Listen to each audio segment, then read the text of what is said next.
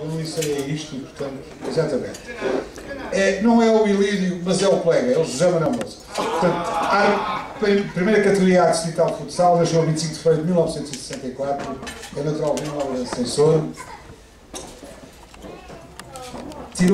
Fez exame no dia 7 de dezembro de 1996, foi promovido à primeira categoria distrital B, 20 de fevereiro de 1999.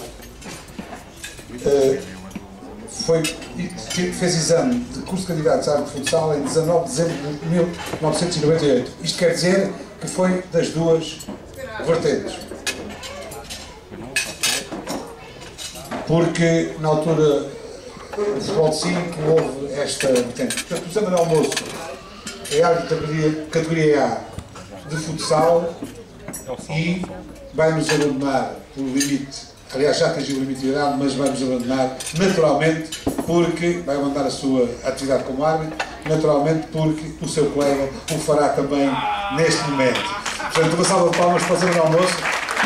E eu chamava o Sr. Luís Guilherme da APAF para me entregar uma pequena lembrança chamada José Manuel Moço.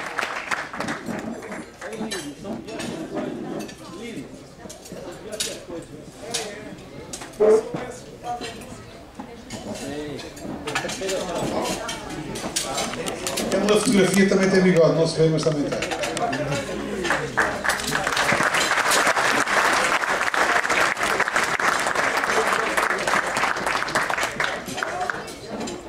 Os nossos agradecimentos ao Luís Guilherme, o representante da APAF. Profissional. Com tripé e tudo. De seguida,